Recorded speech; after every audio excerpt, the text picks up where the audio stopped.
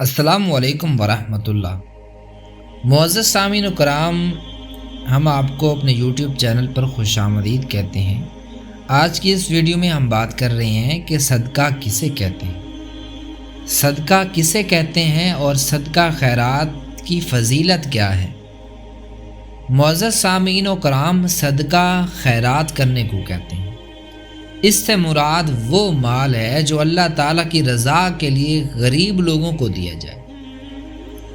امام راغب اصفہانی لکھتے ہیں کہ صدقہ وہ مال ہے جس کا ادا کرنا واجب نہ ہو، بلکہ خیرات دینے والا اس سے قرب الہی کا مقصد کرے، یعنی صرف اللہ تعالیٰ کے قرب، اللہ تعالیٰ کی رضا حاصل کرنے کے لیے، اللہ تعالیٰ کی نزدیکی حاصل کرنے کے لیے صرف وہ صدقہ کرے۔ تو گویا صدقہ زکوٰۃ کی ادائیگی کے بعد وہ اضافی مال و دولت ہے جسے مستحقین کے درمیان اس طرح خرچ کیا جائے کہ ان کا معاشی تعطل ختم ہو جائے، ان کو معاشی طور پر ان کو فائدہ ہو، اور وہ جو ان کو تنگ دستگی ہے اس سے ان کو فائدہ ہو اور ان کی تنگ دستی دور ہو، ان کی تخلیقی جد و جہد بحال ہو، اور وہ معاشرے کی ترقی میں مطلوبہ کردار بحسن خوبی سر انجام دے سکے، یعنی وہ اپنی زندگی اچھے طریقے کے ساتھ، احسن کے طریقے کے ساتھ، انسانی طرز پر اور اچھے رہن سہن کے ساتھ ایک باکردار انسان بن کر وہ زندگی آسانی کے ساتھ گزارے باعزت طور پر، اور وہ ایسی تکلیفوں کے سے دور رہے۔ تو اس طرح صدقہ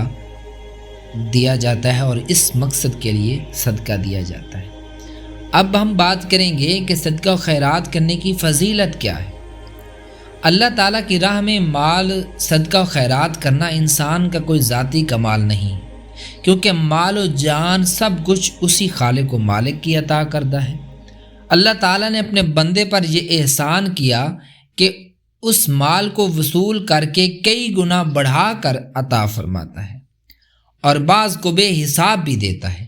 قرآن حکیم اور احادیث مبارکہ میں صدقہ و خیرات کی بہت زیادہ فضیلت بیان کی گئی ہے، بلکہ اسے اللہ اور اس کے رسول صلی اللہ تعالیٰ علیہ وآلہ وسلم کی رضا کے حصول کا ذریعہ قرار دیا گیا ہے۔ اس اٹل اور ناقابل تردید حقیقت کو قرآن حکیم نے ایک شاندار مثال کے ذریعے بیان فرمایا ہے۔ اللہ تعالیٰ نے فرمایا وَمَثَلُ الَّذِينَ يُنْفِقُونَ أَمْوَالَهُمُ ابْتِغَاءَ مَرْضَاتِ اللَّهِ وَتَثْبِيتًا مِنْ أَنفُسِهِمْ كَمَثَلِ جَنَّةٍ بِرَبْوَةٍ أَصَابَهَا وابل فآتت اکلها ضعفین فإن لم یصبها وابل فطل واللہ بما تعملون بصیر۔ اللہ فرماتا ہے، اور جو لوگ اپنے مال اللہ کی رضا حاصل کرنے اور اپنے آپ کو ایمان و اطاعت پر مضبوط کرنے کے لیے خرچ کرتے ہیں، ان کی مثال ایک ایسے باغ کی طرح سی ہے جو اونچی سطح پر ہو، اس پر زوردار بارش ہو تو وہ دگنا پھل لائے، اور اگر اسے زوردار بارش نہ ملے تو اسے شبنم یا ہلکی سی پھوار بھی کافی ہو، اور اللہ تمہارے اعمال کو خوب دیکھنے والا ہے۔